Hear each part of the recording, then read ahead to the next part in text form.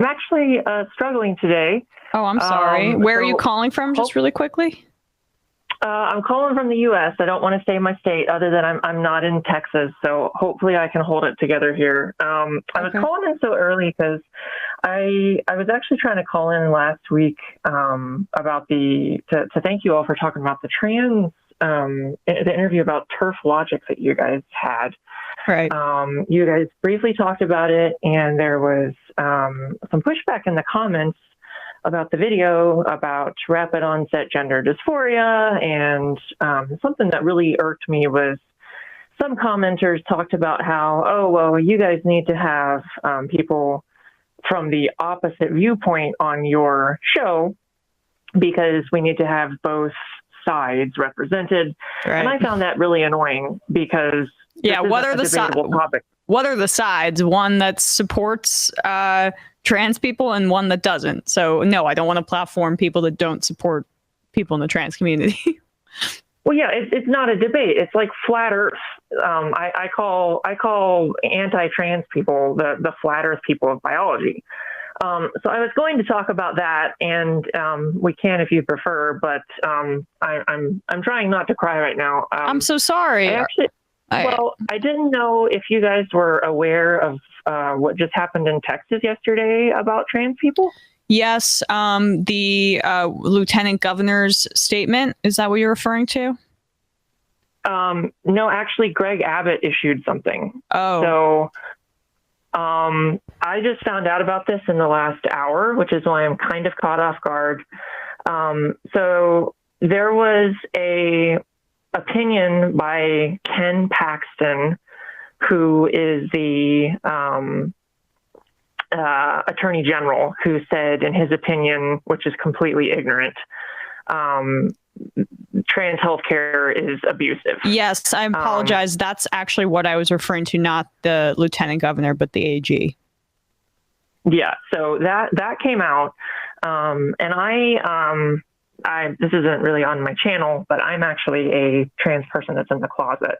I've already transitioned, so I have some experience with this, and I just spent the last 3 months writing a 21,000 word paper on this with 150 sources that I'm making a whole series about trans people on. So I'm not an expert, I'm not a professor, but I kind of know what the hell I'm talking about. Yeah.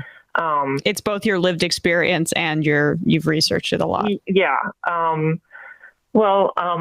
Greg Abbott just signed a order here to the Texas Department of Family and Protective Services that says, quote, consistent with our correspondence in August 2021, the Office of the Attorney General has now confirmed in the enclosed opinion that a number of so-called sex change procedures constitute child abuse under existing Texas law. Because the Texas Department of Family and Protective Services is responsible for protecting children from abuse, I hereby direct your agency to conduct a prompt and thorough investigation of any reported instances of these abusive procedures in the state of Texas. I'll skip the center paragraph that's basically talking about, or part of the center paragraph, it talks about gender transitioning. Yeah, we have it up on the screen now. Healthy body parts, yeah. If people want to read that.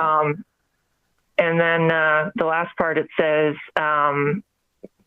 Texas law also imposes a duty on DFPS, the Department of Protective Family Services, to investigate the parents of a child who is subjected to these abusive gender transitioning procedures, and on other state agencies to investigate licensed facilities where such procedures may occur.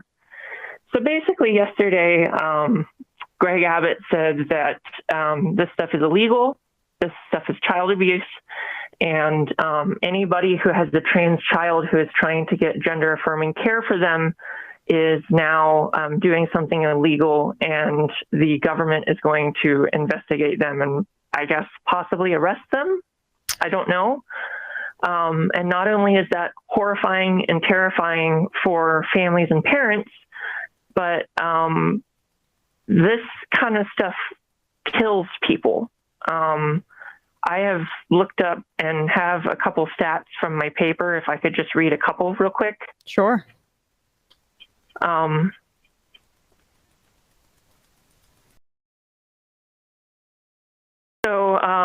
Since the Human Rights Campaign began recording them in 2013, murders of trans people have been steadily increasing.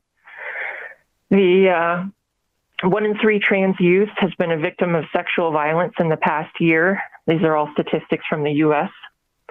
A trans individual's chance of suicide is doubled if they are rejected by their birth family. It goes up to 10.5%.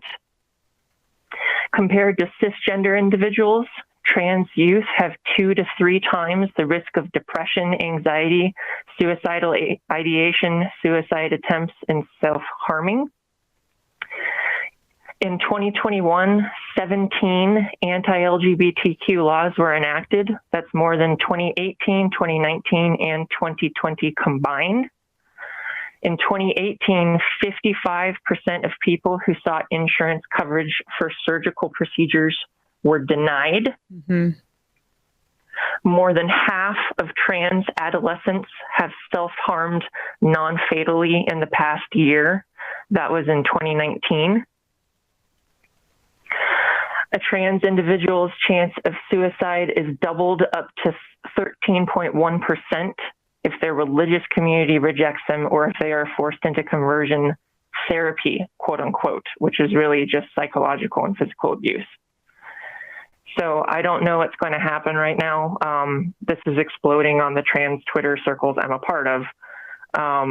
But I don't know if this is appropriate. I'm not going to weigh my opinion on it on air, but people are likening this to a trans genocide in Texas right now because you can't get care. If you try to get care, you're being, I guess they're going to be investigated and or arrested by the government. And I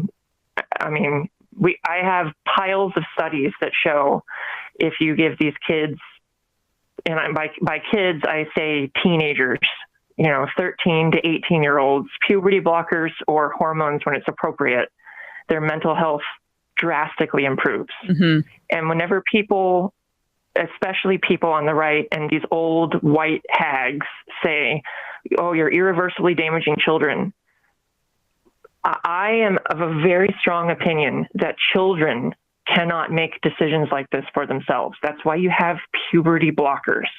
It's a somewhat controversial treatment that's getting more acceptance in the community. That looks like the only 2 side effects right now are possible sterility and some bone density issues. But it gives a pause so that kids can take time to know what they need to do.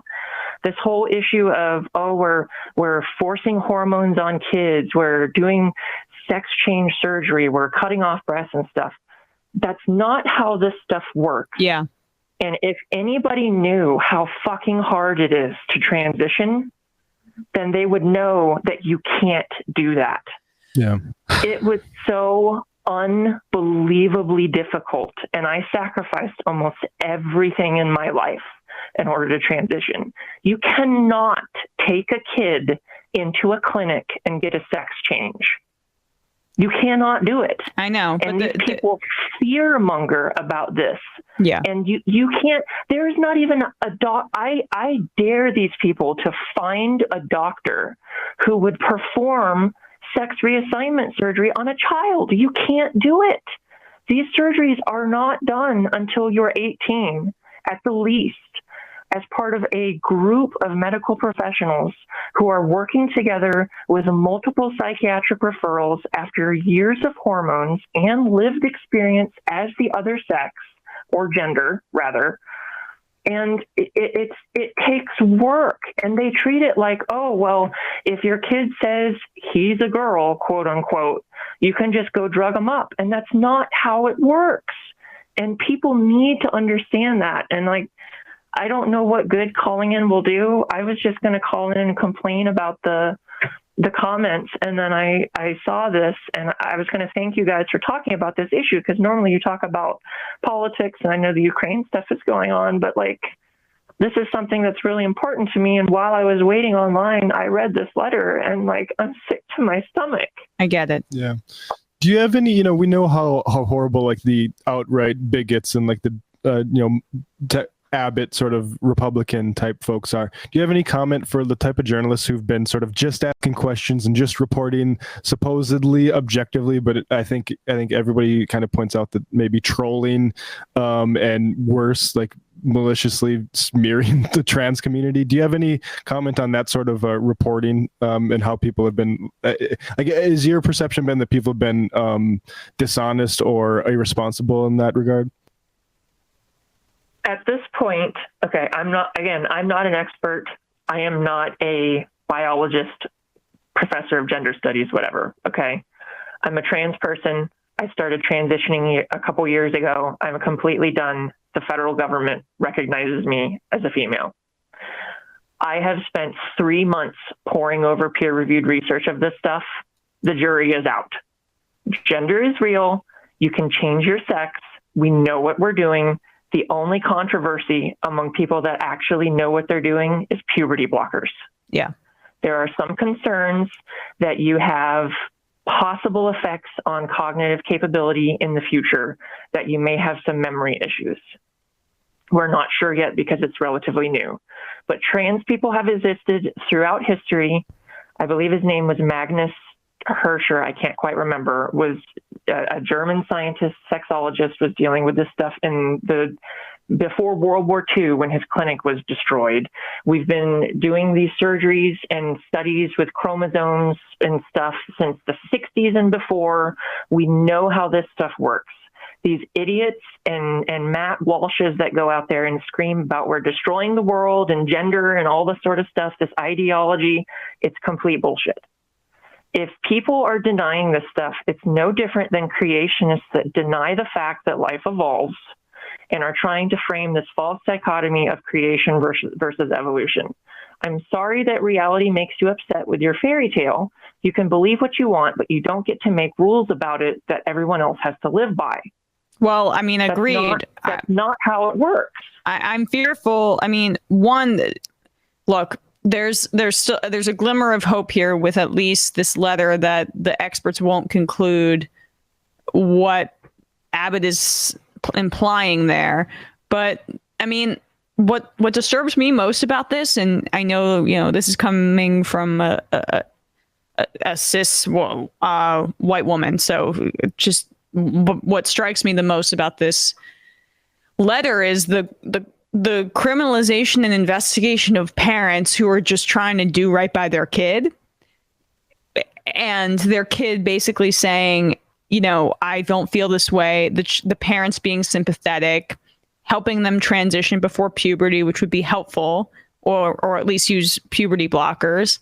And the insinuation here is that validating your child's experience, which is necessary for their mental health and their growth as a healthy person, is criminal. And that's what's nuts about it, because more parents, honestly, should be open to this. And it's to expand on what you just said, like the only thing you can do before puberty is a social transition. And that's the only thing the WPATH standards of care, which are one of the main international guidelines, suggests. There's a couple different ones, and one of the biggest ones is the WPATH standards of care. So it's not like you're going to be giving drugs to a prepubescent child. Yeah. That's not what happens. You give them puberty blockers whenever they reach, I think it's Tanner stage 2, and that pauses everything to give them time to figure out what's going on. I get so frustrated by the misinformation. And then you have people doing these word games and trying to put everything in neat little boxes. When you actually look at this stuff, it is really hard to define male and female. Yeah. And people don't like that idea, but there's something called Swyer syndrome, where you can actually have a biological woman, and lots of trans people don't like that term, but biological is just an adjective meaning. It's not the act of having sex. It's just a noun for sex. It's like physical sex. You have a biological woman who's born with XY chromosomes. And I found a study from just a couple years ago. There was a woman born with XY chromosomes who got pregnant twice.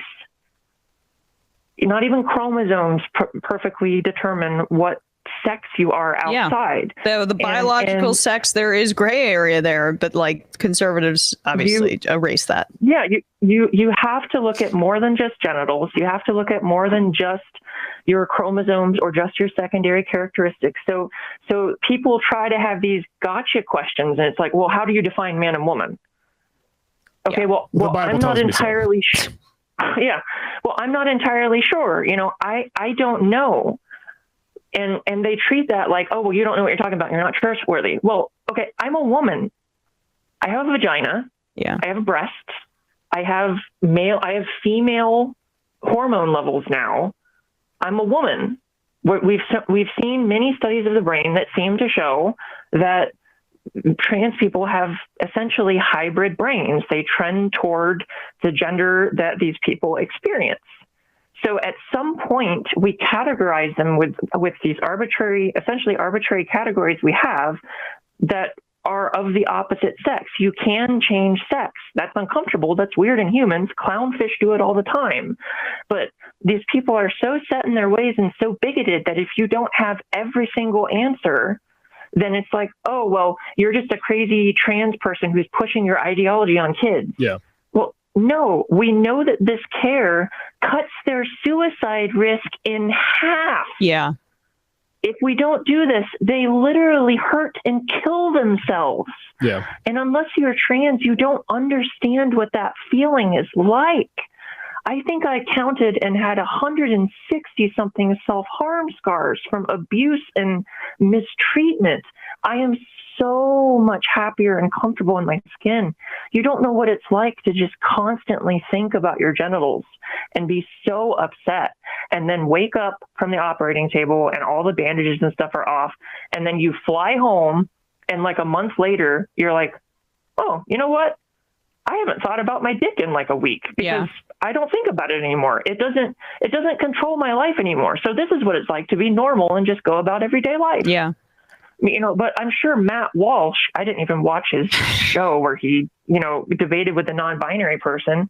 I didn't even watch that because I'm sure he has no idea what he's talking about when he just asks gotcha questions of a non-binary person who probably doesn't know enough about how he's going to act to defend themselves.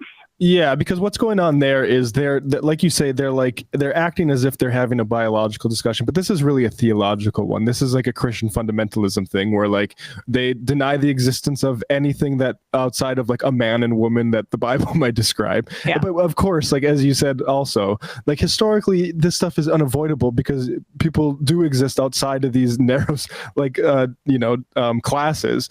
And there's a history, like just one example. There's a book called Good Wives, Nasty Wenches and Anxious Patriarchs by Kathleen Brown. And it goes into colonial Virginia and how they realize like, oh shoot, there are certain people that we don't know how to categorize. We need to get the state legislature involved because our entire like patriarchal society is predicated on making these determinations. People like the settlers or people that the House of Burgesses that like, George Washington and Thomas Jefferson's descendants were all in, right? Like, wow. Like that stuff was, and it's because of patriarchy that this is so urgent. So you have these sort of like theocratic patriarch, like a sort of descendants of theocratic patriarchy that cannot, see the light on this stuff, so to speak.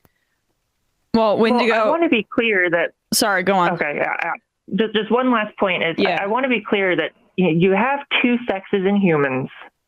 And a lot of anti-trans people are like, oh, well, you deny sex and you deny a biological reality. No, there are two sexes in humans and gender is on a spectrum and they're different things. Mm-hmm. Every single trans rights activist that I have engaged with, not one of them has denied that sex is a reality.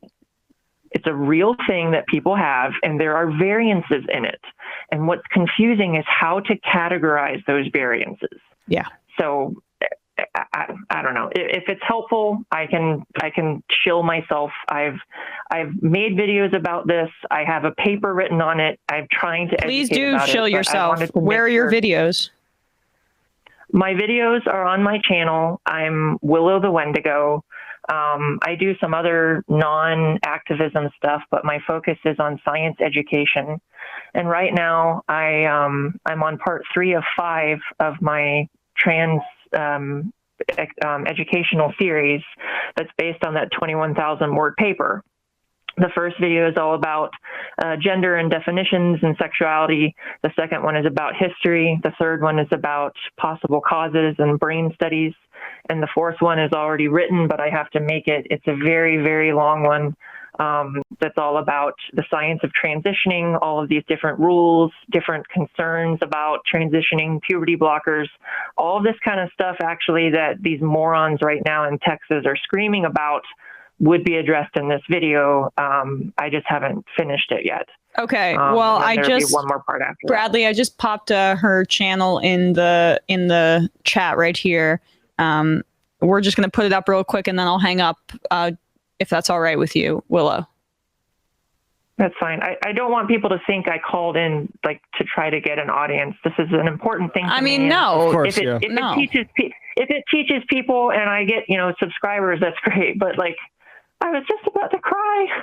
Look, I really appreciate you calling in, and I don't know if Willow's just your channel name or your name, but either way, again, Willow, thank you so much, and I think our audience is really great on this topic, but I'm sure taught some people some things. Yeah, it can always be better. It can always be better, and people should check out your channel for more on this topic. Thanks so much.